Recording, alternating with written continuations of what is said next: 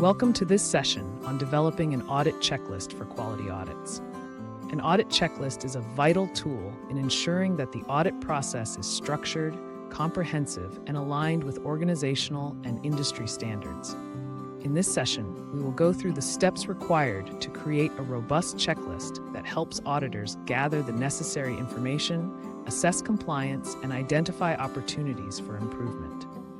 Before developing an audit checklist, it's important to understand the purpose and scope of the quality audit.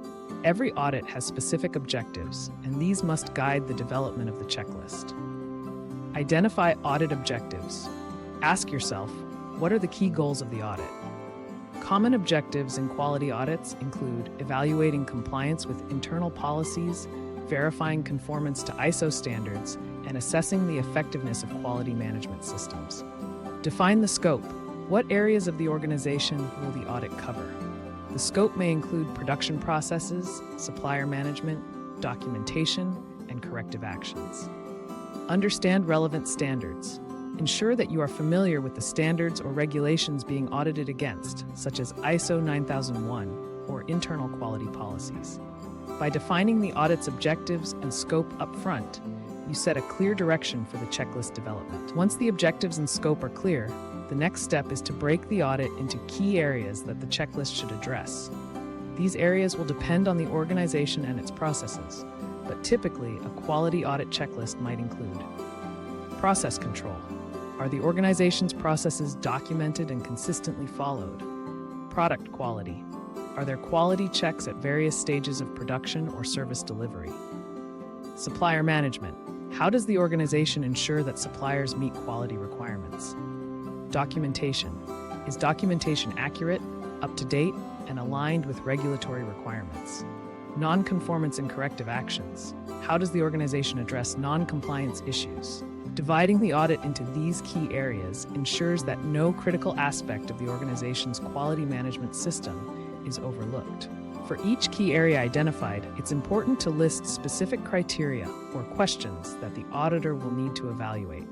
These criteria should be based on relevant standards, policies, and best practices. Create measurable criteria. Ensure that each item on the checklist is measurable and specific. For example, instead of a vague question like, "Is product quality satisfactory?"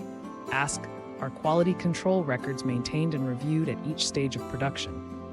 Use open-ended questions. Wherever possible, structure questions to prompt detailed responses rather than simple yes or no answers. For example, how is nonconformance data tracked and analyzed? Align with standards. Ensure that your criteria align with the standards you are auditing against. For instance, if you are conducting an ISO 9001 audit, the criteria should reflect the clauses of the standard that are relevant to the organization. By defining clear and specific criteria, you make it easier for auditors to assess compliance thoroughly. A quality audit is not just about checking compliance, it's also about identifying opportunities for improvement. As you develop the checklist, ensure that it includes prompts for both areas. Compliance checks. These are the core questions that verify whether the organization is following set standards and procedures. Improvement opportunities. Include questions that encourage the auditor to think about how processes could be enhanced. For example, are there any areas where process efficiency could be improved? By addressing both compliance and improvement, your checklist becomes a tool for driving continuous improvement within the organization. An audit checklist should be easy to use. Auditors should be able to navigate through it quickly and record their findings clearly. Here are key tips to make the checklist user-friendly. Use clear formatting. Organize the checklist into sections, with headings for each key area. Use numbering and bullet points to make it easy to follow. Include response options. For each question, provide space for auditors to record findings, evidence, and comments. You might also include response options such as compliant, non-compliant, and not applicable. Provide guidance. Where necessary, include brief instructions or examples to help auditors understand what evidence they need to collect for each question. A user-friendly checklist ensures that auditors can focus on the audit itself rather than struggling with unclear questions or formatting. Before finalizing the audit checklist, consult with key stakeholders such as the lead auditor, quality management representatives, and department heads. Their input is valuable for ensuring that the checklist is comprehensive and aligned with the organization's priorities. Review with the lead auditor. Ensure the checklist meets the audit's objectives and scope. The lead auditor can provide feedback on whether any areas need to be added or refined. Engage with department heads. Department heads can offer insights into practical considerations and whether the checklist will cover all necessary areas of their operations. By involving stakeholders in the checklist development, you increase the likelihood of a successful audit process. Before using the checklist in a live audit, it's important to test and refine it.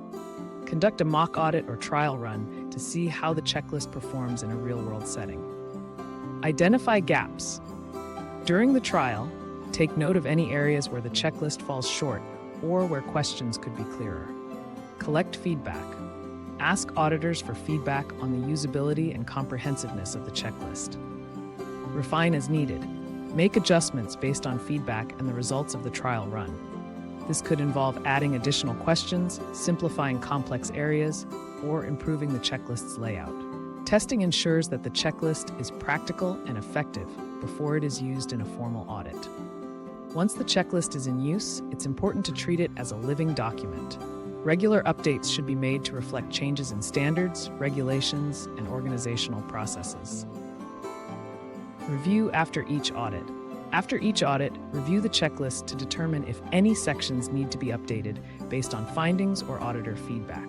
Stay current with standards. Ensure that your checklist is always aligned with the latest industry standards, such as changes in ISO requirements or regulatory updates.